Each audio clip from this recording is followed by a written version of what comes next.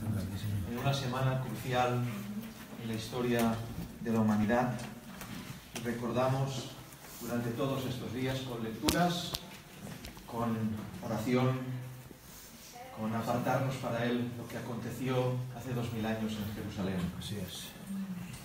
Tristemente, la Iglesia evangélica ha propuesto en sus liturgias olvidarse de esta semana por causa de cómo ha tratado la Iglesia católica, que el Señor lo reprenda, la idolatría en estos días. Pero hay un mandamiento expreso de la palabra del Señor a todos los cristianos, todos los hijos de Dios, recordar lo que aconteció en Jerusalén hace 2000 años. Yo quisiera recordarlo en base a un texto que es impresionante. Colosenses capítulo 1, verso 24. Colosenses capítulo 1, verso 24.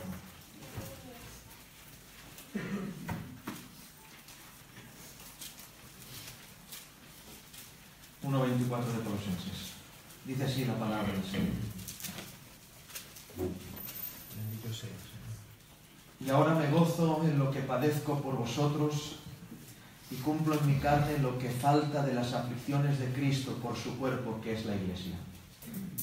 Repito, y ahora me gozo en lo que padezco por vosotros y cumplo en mi carne lo que falta de las aflicciones de Cristo por su cuerpo, que es la Iglesia. Amén. Amén, amén. Amén. El apóstol Pablo expresa una verdad asombrosa.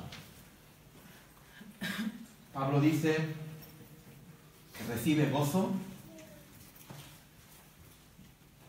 se goza, ese gozo le es manifiesto, no en las victorias, no en la prosperidad, no en la teología, sino el gozo es manifestado en Pablo en lo que padece por los hermanos, en lo que padece por la Iglesia. Y suscribe algo que para mí es realmente impresionante. Dice, y cumplo en mi carne lo que falta de las aflicciones de Cristo por su cuerpo, que es la Iglesia. Quiero que entendamos este texto para entender el mensaje. Y cumplo en mi carne lo que falta de las aflicciones de Cristo por su cuerpo, que es la Iglesia. Mi pregunta al leer este texto ¿es que falta alguna aflicción a Cristo para que su sacrificio sea perfecto? Pablo está diciendo que el cuerpo de Cristo sigue sufriendo, que Cristo sigue padeciendo, que el Cordero sigue recibiendo latigazos de Roma, sigue recibiendo reveses de Babilonia, que la piedad sigue siendo golpeada. Y cumplo en mi carne, dice Pablo, la diana de esas aflicciones, de esos golpes, la diana de la martirización constante del cuerpo de Cristo es el cuerpo de Pablo. ¿No os impresiona? ¿No lo parecéis? A mí me hace temblar. El cuerpo del apóstol Pablo es la diana del diablo, de Roma, del mundo, del pecado, para que Cristo siga sufriendo aflicción.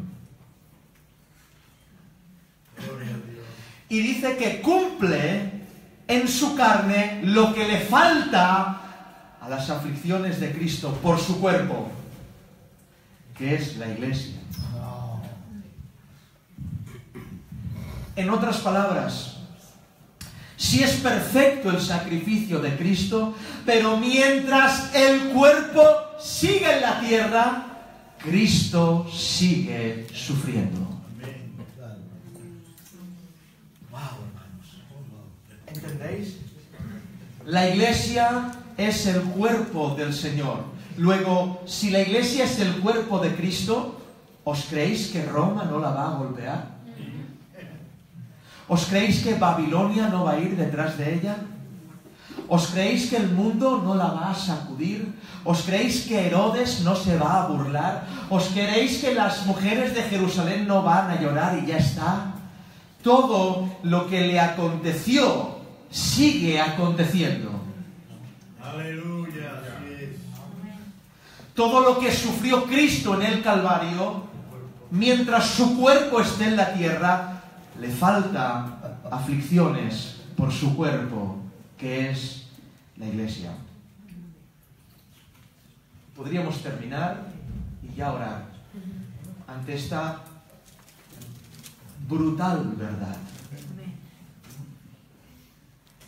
El gozo del cristiano en Pablo se manifiesta, escuchad hermanos, por favor, esto es cuestión de vida o muerte. El gozo del cristiano se manifiesta en el apóstol Pablo en ver concurrir en su persona los sufrimientos de Cristo. Aleluya. Tengo mucha alergia, perdonad.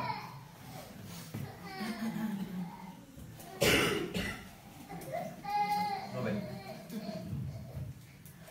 Voy a repetirlo. El gozo del cristiano, el gozo del apóstol es ver concurrir en su persona los sufrimientos de Jesús. Amén, así es. Aleluya. Los sufrimientos de Jesús no son los lutos, lo siento. Ni la escasez.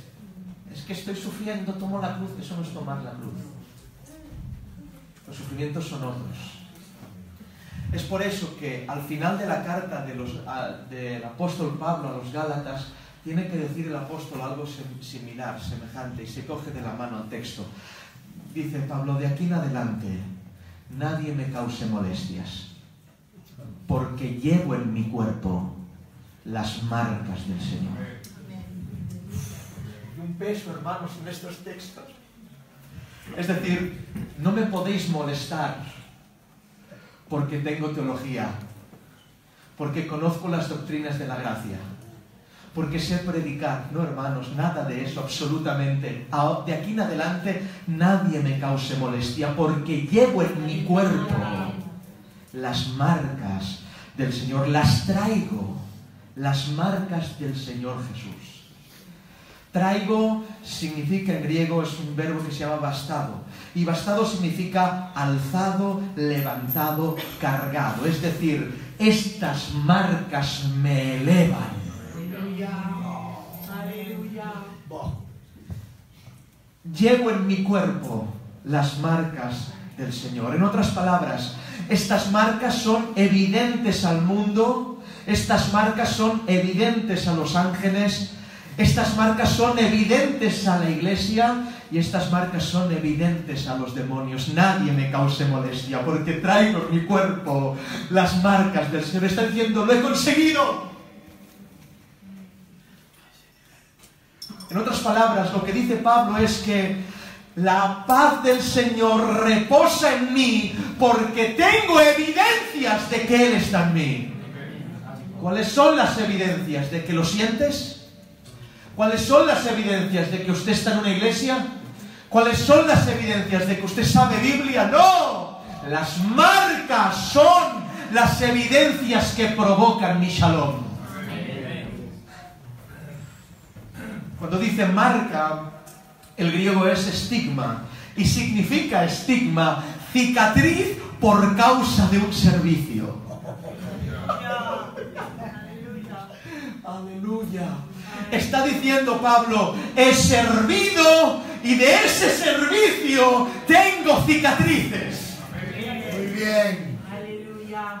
Estigma significa marca tatuada o hecha mediante un hierro candente imposible de quitar. Es un tatuaje que no se borra. Es una marca hecha con un hierro candente. ¿Saben? Esto para nosotros es significativo y ya nos hace bien. Pero lo que está diciendo Pablo, hermanos míos, y más a los Gálatas, es brutal. El contexto se pone la piel de gallina. ¿Por qué? Porque ¿os acordáis cuál es el mensaje de Pablo a los Gálatas? De la gracia os desligasteis los que por la ley os justificáis. De Cristo os desligasteis, perdón. De la gracia habéis caído. ¿Por qué? Ojalá se mutilen los que os perturban. ¿Qué significa? Mutilar el miembro viril masculino. ¿Por qué? Porque los Gálatas volvían a la circuncisión. ¿Saben por qué? Porque la circuncisión era una evidencia de pertenencia a un pueblo. Era la marca. Pero termina Pablo diciendo, perdonad hermanos, no quiero señalar, mi evidencia no está en eso. La marca no es esa.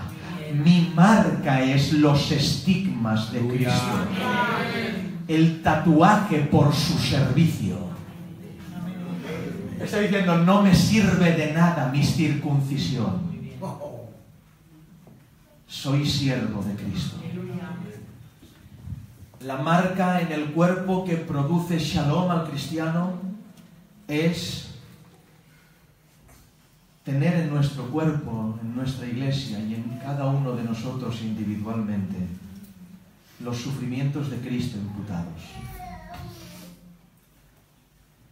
Qué contradicción para las iglesias de la prosperidad que predican una vida feliz en la tierra. La evidencia de la felicidad de un cristiano es el sufrimiento. ¿Y cuáles son estas marcas? Podríamos hablar de rechazo al mundo. Otra oportunidad.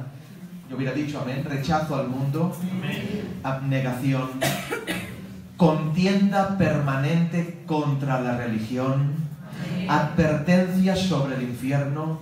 Alegría frente a la muerte. Y lloro frente a la vida. Marcas de Cristo en nosotros. Sí, alegría frente a la muerte y lloro frente a la vida. Al cristiano no le da miedo la muerte, lo que le da miedo es vivir. Otra oportunidad. Al cristiano no le da miedo la muerte. La muerte es la liberación del yo. Al cristiano le da miedo vivir en esta tierra.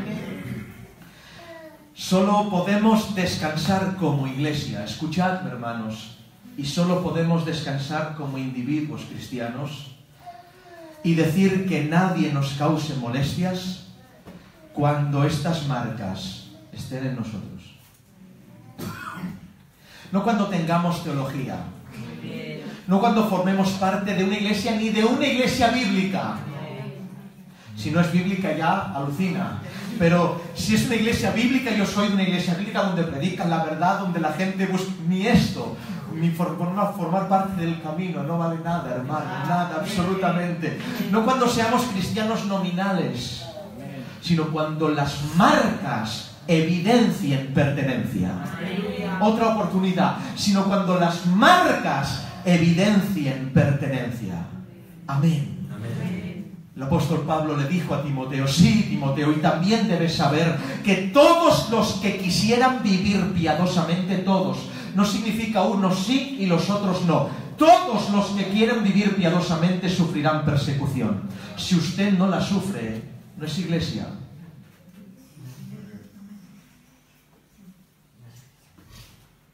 Porque todos los que quieren vivir piadosamente sufrirán futuro, persecución, futuro continuativo, constante. Desde el día cero de la iglesia hasta el último día que venga Cristo, todos sufrirán persecución.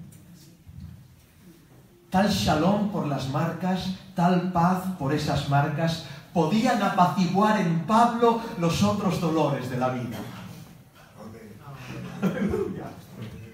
Es decir, era más fuerte la paz que le provocaba el saber, el verse estigmatizado por Cristo, que todas las demás cosas de la vida.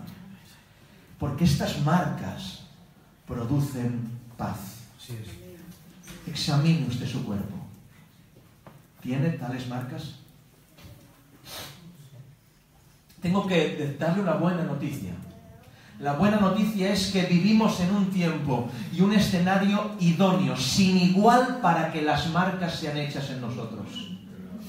El escenario nos es propicio. Porque si usted quiere vivir piadosamente, seguro que en este escenario sufrirá persecución. Porque si usted quiere abortar el amor al mundo, seguro que sufrirá persecución. Porque si usted quiere incluso dentro de una iglesia vivir en santidad, usted sufrirá persecución. El escenario nos es totalmente propicio. Poner por obra solo un mandamiento provoca tatuajes sin número. Intente poner por obra un mandamiento, seguro que vienen marcas. ¿Cómo quedó el cuerpo del Señor ante el mandamiento de ir a la cruz?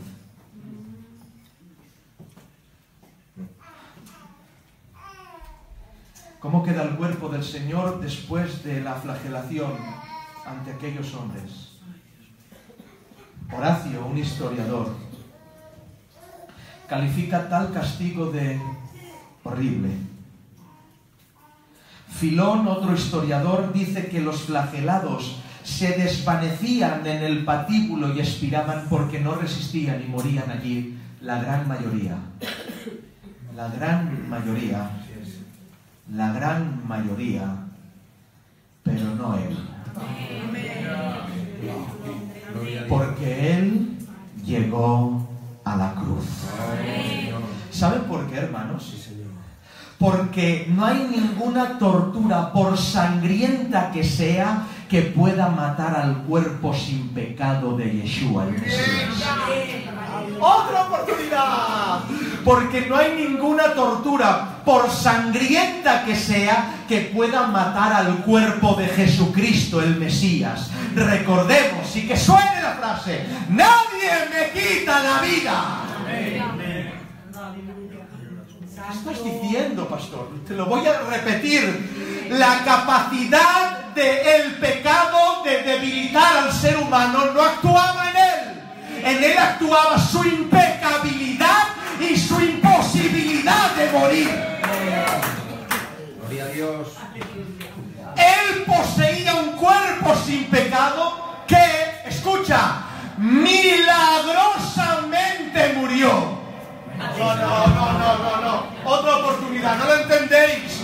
Él poseía un cuerpo sin pecado que milagrosamente murió. El milagro es que muriera. Aleluya. Pero hoy se traslada tal verdad a su cuerpo.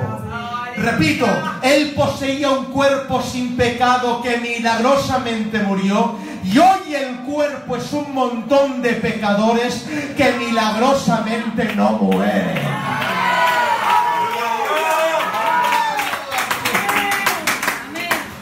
Sí, Señor. ¡Aleluya! ¿Entendéis? ¿Entendéis? ¿Entienden ustedes? Él no podía morir y murió. Usted debe morir y no lo hará. El que en mí creyere no verá muerte. Escrito está: yo soy la resurrección y la vida. ¡Gloria a su nombre! Amén. Que muriera Cristo no es consecuencia de la cruz, ni de la horrible tortura que debería haber expirado su vida. Que muriera forma parte del milagro de abrazar tu pecado.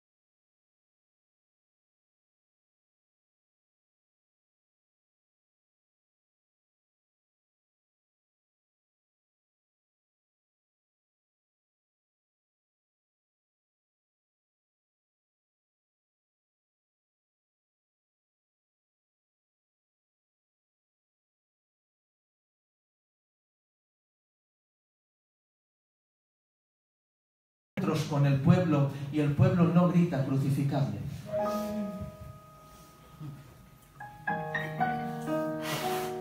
Voy a repetirlo.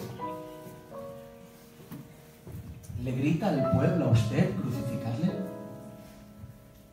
Cuando usted exhorta a alguien por sus pecados, es que quizás no lo haga. Pero hoy el ejemplo de iglesia es el ejemplo de la iglesia de Hillsong, por ejemplo. Que el Señor los ayude. Porque entran en el culto y esa discoteca que es discoteca, culto, misticismo, y entran ahí gente del mundo y no dicen crucificad a estos. ¿Saben por qué? Porque no es una iglesia. Así es. Porque al cuerpo siguen diciendo crucifica. Así es. ¿Me estoy explicando? El cristianismo no es un movimiento hippie, ni flower power, el cristianismo no es un movimiento cultural, es una guerra por las almas y por la cruz de Cristo. Amén. Si Él entrara en ese lugar, Cristo entrara en una iglesia de esas, donde todo está preparado para la emoción, y haría un azote de cuerdas de nuevo, le volverían a crucificar. Pero ¿saben? Escuchen, Cristo no entra en esos lugares. ¿Saben por qué? ¿Por qué no entra? Porque no es su casa. Porque Él solo se ofende cuando se contamina su casa. Señor. Y si Él no se ofende cuando este lugar se contamina, esta no es su casa. Sí, Señor. Amados, si no se enfada por la corrupción en esta casa, es que esta casa no es la suya. Y si en tu iglesia, no sé de dónde es usted, pero en su iglesia, cuando hay pecado, Cristo no se enfada, es que no es su casa, porque cuando es su casa, se enfada. Así es. ¿Por qué siguen viviendo así y no pasa nada? Sencillamente porque no es su casa. Y si alguien que es cuerpo entrara y predicara las palabras de Jesús en ese lugar, lo crucificarían de nuevo. ¿Saben por qué? Porque en tales templos Cristo está prohibido. Así es. Las iglesias evangélicas han prohibido a Jesús. Escuchen lo que hablo. Las iglesias evangélicas han prohibido a Jesús. Jesús es todo el consejo de Dios. No uno sí y el otro no. No es todo lo que nos interesa, sí lo que no. Jesús es todo el consejo de Dios. Jesús está prohibido en las iglesias culturizadas, donde se practica una cultura adaptada con 4 textos bíblicos. No es su casa. Está prohibido Jesús. Jesús está prohibido en las denominaciones demócratas, donde reina el voto de la mayoría. ¿Verdad? Aquí solo hay una mayoría, hermanos. ¿Saben cuál es? Esta. Esta dicta la mayoría. Esta dicta la mayoría. En las denominaciones demócratas no reina un rey. Reina el pueblo. Y solo las escrituras aplicadas representan el dominio del rey en una iglesia. Y si pretendiera entrar Jesús en ese lugar, le prohibirían que hablase sus palabras. Porque el cuerpo estuvo con el pueblo y le pasó esto. ¿Nos pasa esto? Quiero que te goces, porque seguimos en el texto. Me gozo en lo que padezco por vosotros y cumplo en mi cuerpo lo que falta de las aflicciones de Cristo por su cuerpo. Se presentó ante la realeza, la clase política, y tuvo un encuentro con ellos. ¿Y qué pasó? Lucas 23, 11, 12. Entonces Herodes con sus soldados le menospreció y escarneció, y vistiéndolo de una ropa espléndida le volvió a enviar a Pilato. ¿Por qué la iglesia evangélica que representa el cuerpo no sale escarnecida cuando se junta con las instituciones? ¿Por qué no sale escarnecida cuando se junta con los políticos? ¿Por qué se reconocen amigos? Yo quiero ver si Pilato no son los amigos que se hacen amigos por causa de escarnecer a Jesús, sino porque son amigos de un tal Jesús también. ¿Me habéis entendido? Porque Jesús, el Jesús de la iglesia evangélica, se acomoda a la política, se acomoda al sistema. El cuerpo también estuvo ante los religiosos. ¿Y qué pasó cuando estuvo delante de los religiosos? El cuerpo tuvo ese encuentro y el cuerpo salió entregado, abofeteado, escupido. ¿Por qué la iglesia evangélica no sale escupida, abofeteada con los religiosos? Hoy se hacen reuniones ecuménicas cuando pasa una desgracia. Un pastor evangélico, un cura, un rabino y un imán. Y venga, vamos a orar todos. Que el Señor los reprenda. ¿Por qué no sale la iglesia evangélica escupida de estos encuentros? Porque no es el cuerpo, hermanos. Jesús ya lo dijo, y lo dijo así: serpientes, engendros de víboras, ¿cómo pensáis escapar del juicio del infierno? Por tanto, he aquí, que yo os envío profetas y sabios y escribas. De entre ellos mataréis y crucificaréis, y de entre ellos azotaréis en vuestras sinagogas, y perseguiréis de ciudad en ciudad. ¿Nos pasa esto? Si no nos pasa, examinémonos. Si usted tiene tales marcas, gócese. Que nadie nos cause molestias. Porque traemos en nuestro cuerpo las marcas del Señor. Y eso produce shalom en nosotros. Las marcas del cuerpo son diversas. Cristo el cuerpo estuvo también delante de aquellas mujeres de Jerusalén. ¿Os acordáis? Subiendo al Calvario. ¿Y qué marcas le dejaron? Es bien fácil. Aquellas mujeres lloraron por Él. ¿Y os acordáis lo que Él dijo? No lloréis por mí. Llorad por vosotras y por vuestros hijos. ¿Saben? Las mujeres de Jerusalén bien podían representar esa clase de gente que llora en las iglesias pero no está convertida. Cuando ven a Cristo lloran, pero lloran de lástima. Esto es muy alto. Nunca Él quiso que llorases por lástima. Se ofendió cuando vio que lloraban por lástima. Llorad por vosotras. Porque Él no quiere usar la lástima para convertir. Hay gente que se ha convertido por lástima, no hay conversión. Si hubiéramos llorado por los pecados en vida, no lloraríamos tanto en las muertes de aquellos que nos rodean. Es por eso que Cristo no quiere usar la lástima para convertir. Él es un caballero triunfante. Un caballero triunfante. No usa la lástima. En el camino al Calvario están expresamente prohibidas las manifestaciones de dolor por los espectadores. Se prohíben, se prohibían. Pero es tan dantesco lo que ven aquellas mujeres y los hombres, que en numerosas ocasiones aquellas mujeres lloran y exclaman.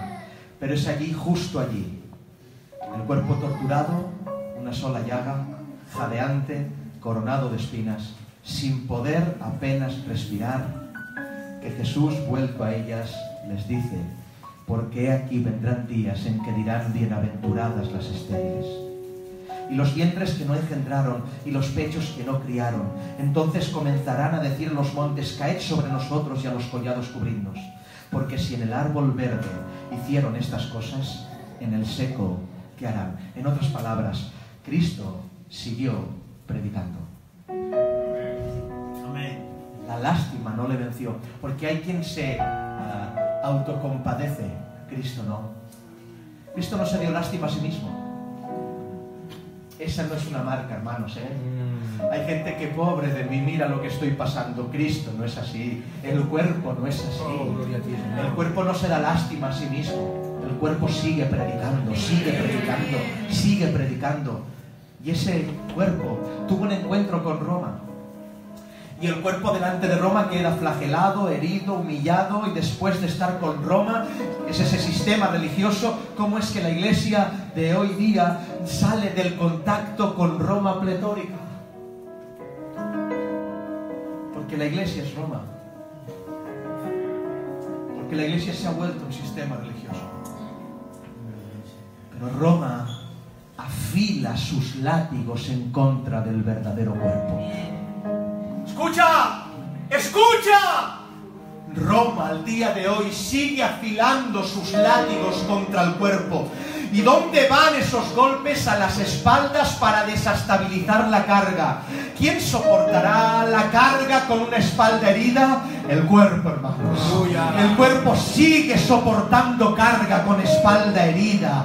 Y los golpes van a las costillas para paralizar los pulmones. Eso querían aquellos hombres al golpear a Cristo. Ahora entiendo aquel verso que dice la palabra: toda escritura es inspirada por Dios, porque lo que quería el enemigo era que no respirara, que la palabra no respirara. Pero os tengo que decir que aunque vengan los golpes a los pulmones del cuerpo, la palabra sigue respirando y sigue respirando y sigue respirando. Los cuerpos van donde más duelen.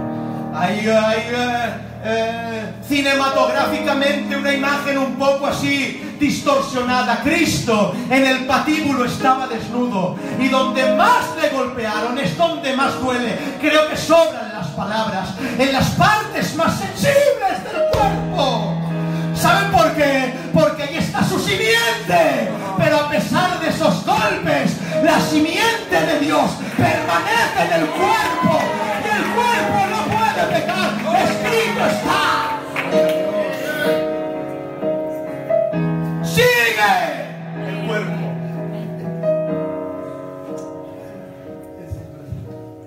Y también tuvo un encuentro, y voy terminando. Esto es muy largo, pero yo creo que aquí está la diana del mensaje. Esto es muy grande. Se expuso en ese andar hacia la cruz delante de Satán. Y ahora me diréis, venga, va, ¿a dónde? Que no está escrito. Yo os diré que sí. ¿A dónde?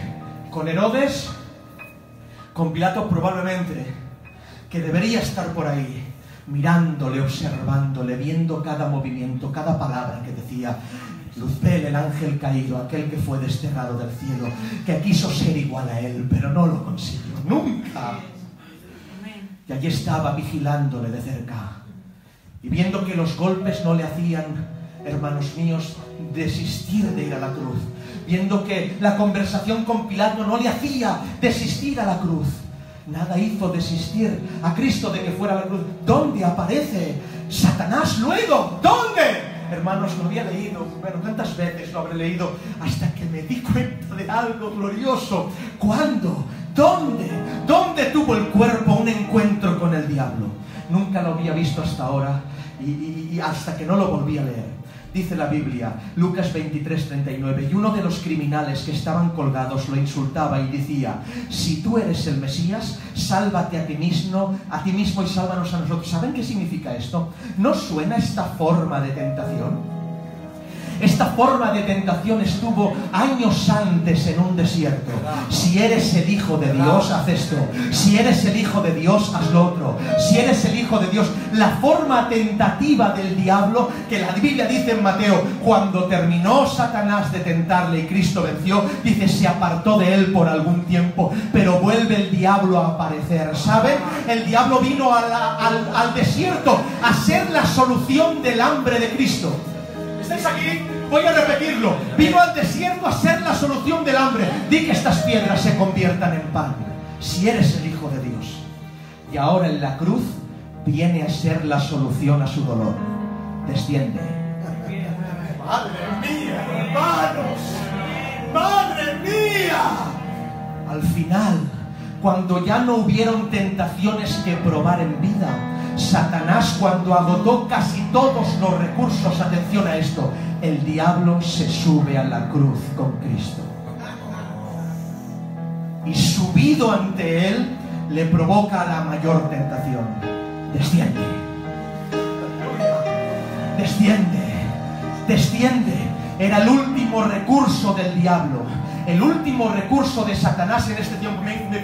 Señor, dame capacidad para poder explicar esto, que es lo que está pasando en la iglesia hoy día. El último recurso, sabe el diablo que es el último tiempo. Y el último recurso no es Roma, el último recurso no es Poncio Pilato, el último recurso no son los religiosos, el último recurso es subir a la cruz contigo. Y cuando estés allí, decirte, desciende ahora, bájate de ese lugar. Si eres el Hijo de Dios, no te mereces esto. No has hecho tanto para estar aquí. Desciende de ese lugar. Es el último recurso. El diablo subió a la cruz y fue crucificado con Cristo. Pero hermanos, ay, no os sorprendáis en este tiempo si veis a demonios crucificados, porque muchos hay que suben con la iglesia y quedan al lado de los cristianos verdaderos, pero tienen una misión, la última tentación: descender. No sufráis esto, descender. Ya está bien de sufrir, descender. Pero Cristo no lo escuchó. Murió en la cruz.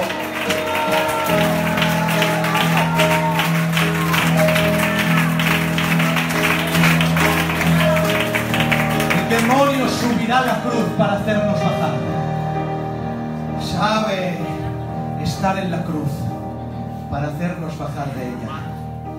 Es la tentación más profunda, la que vendrá de aquellos que te acompañan al Calvario, aquellos que están contigo.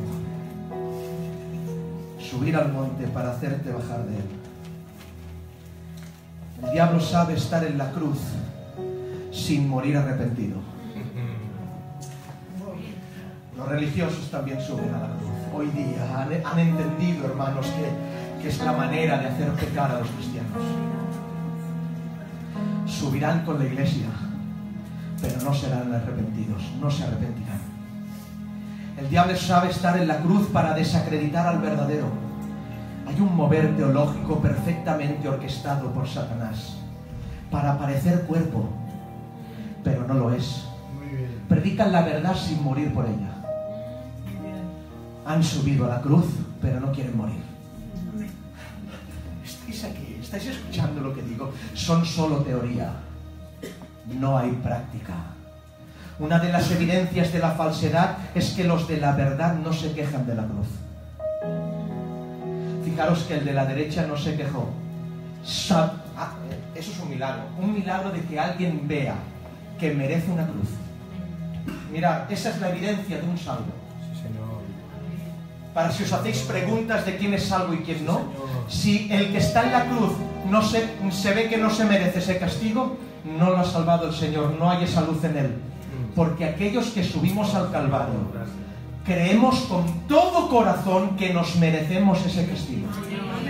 Merezco el infierno, hermano.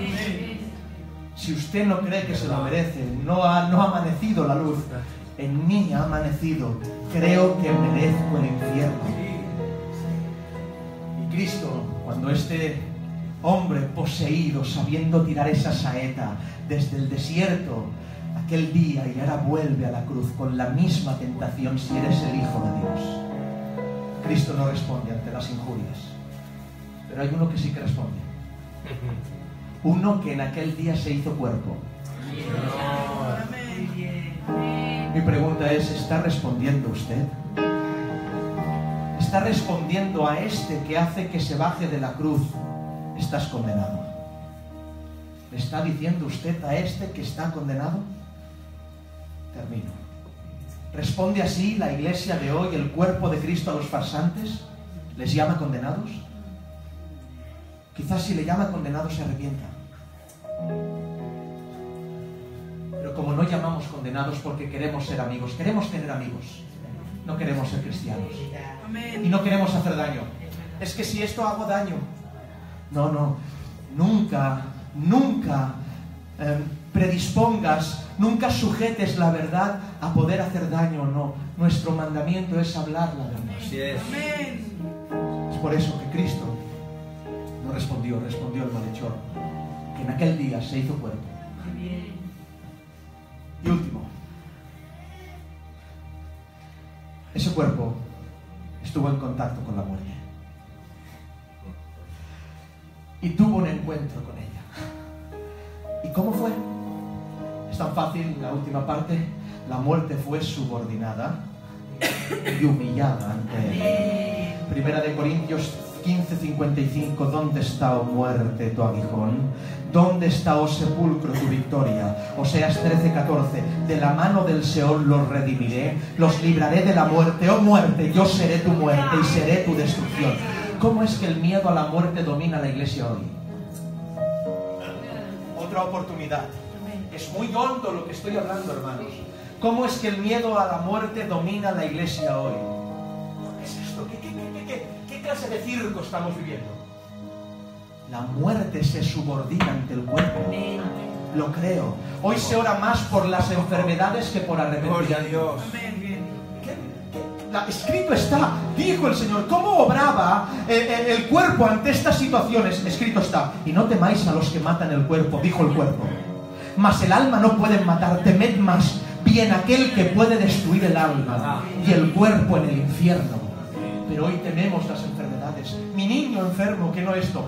Y no estoy diciendo que no se tenga dolor por estas cosas. Estamos en un cuerpo de carne. Pero el miedo a la muerte, imposible.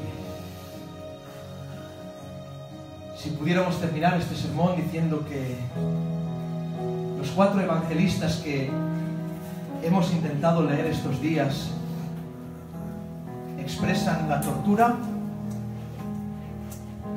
os tengo que decir que si leéis otra vez en casa, veréis que guardan un elocuente silencio en cuanto a lo que ocurrió en el patíbulo. Callan. Porque Él no quiso que se pusieran sentimientos aquí para dar lástima.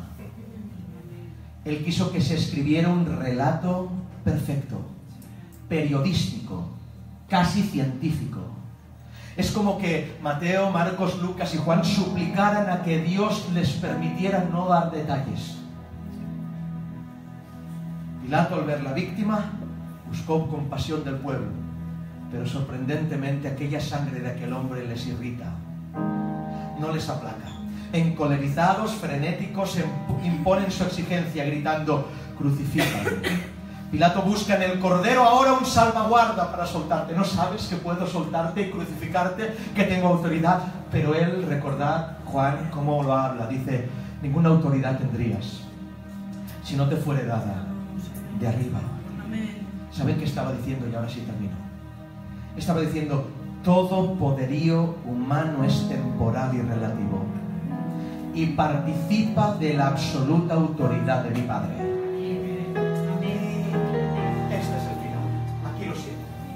Repito, todo poderío humano es temporal y relativo y participa de la absoluta autoridad de Dios. Uno de los clamores del primer siglo en el mundo era que Roma era todopoderosa, porque todo lo lograba.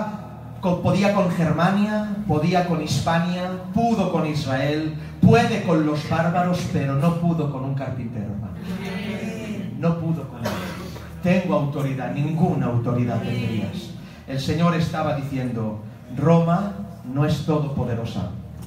Mi Padre sí lo es. La tribulación trabaja a nuestro favor. La tribulación trabaja para nosotros. ¿Es usted cuerpo? ¿Es usted cuerpo? Revise sus marcas. Revise sus marcas. Revise sus estigmas. Por lo cual ahora me gozo en lo que padezco por vosotros, y cumplo en mi carne lo que falta al sacrificio de Cristo por su cuerpo, que es la Iglesia. Oramos al Señor.